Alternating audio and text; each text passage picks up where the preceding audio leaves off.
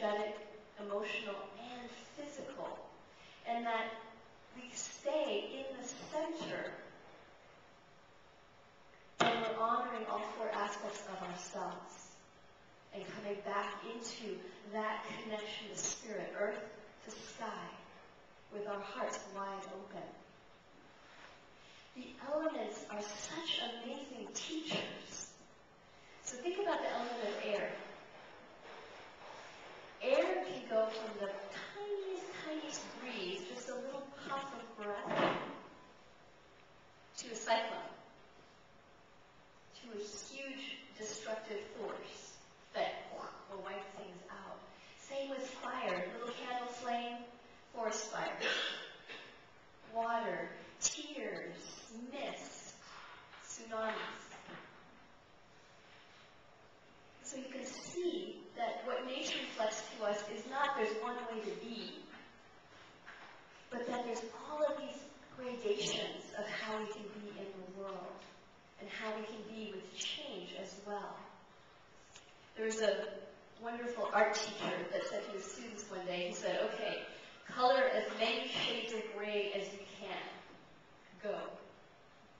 And they came back, and some of the ones had gotten like 30, 40 shades of gray. And he brought out how many shades of gray he was able to create. I believe it was 218 shades of gray.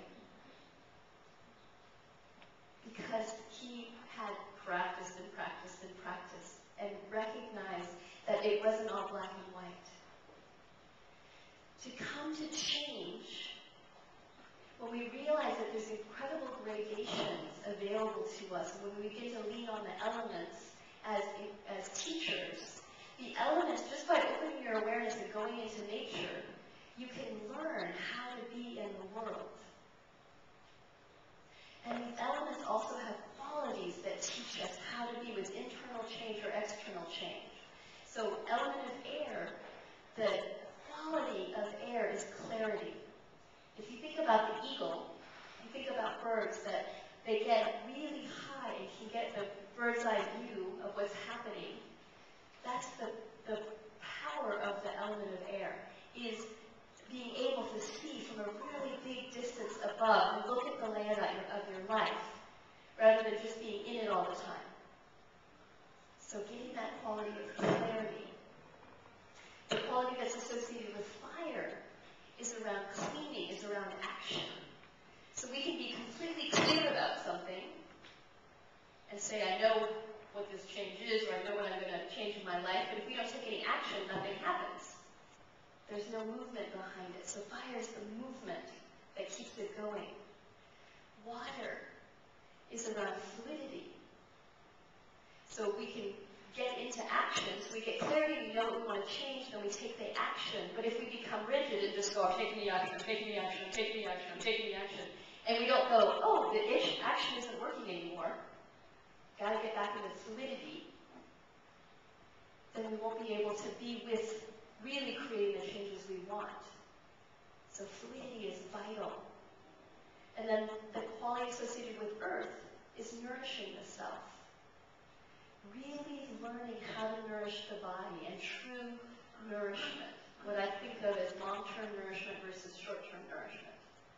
So many of us are kind of like, how do I feel good right now? And what we want to begin to move towards is what's going to make me feel good in the long run. Long-term nourishment. And then we come back again to clarity. So there's four elements of change: clarity, action, fluidity, nourishment. In that cycle. So since we're at spring equinox right now, this line that we're working on to find balance is the balance of clarity and the balance of fluidity.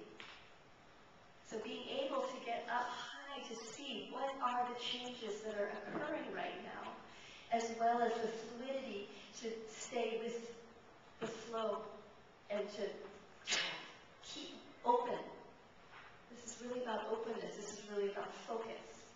You think of someone that just focus in their life, or someone who just has openness in their life. We want to bring those two together of focus and openness. Okay? Clarity, fluidity. That creates balance. That will our center in a really beautiful way. I was listening to a really beautiful audio the other day of Michael Beckwith, who is the founder of Agape in California, a really wonderful organization. And one of the things that he talked about is that we're in the middle of a big paradigm shift right now. And he said, don't watch the news. What the news is showing us is the reports from a dying paradigm. That's what the news is showing us right now. Reports of a dying paradigm. If you believe it, what does it feel like is happening? Terrible things, right? Okay? But something old is dying, which means something new is being reborn. And when each of us recognize the big shift that we're in on the biggest plane and get clarity of there's lots of reports of a dying old paradigm that are coming out right now, but what's the new paradigm that you are birthing, that you're part of, that we're all part of right now? To get clarity on that. Because how does it feel? Feel it in your body when someone says to you, well, another one of my friends just lost my job and the economy really stinks and everything's going downhill and it's going to get worse. How many people tell me it's going to get way worse? Which may or may not be true. But how do you feel? Do you feel the fear that starts to, well, how's it going to affect me? What's going to happen? Oh no, what if it gets really bad? And the mind starts going into the future. Okay, is that helping the change happen? Yeah.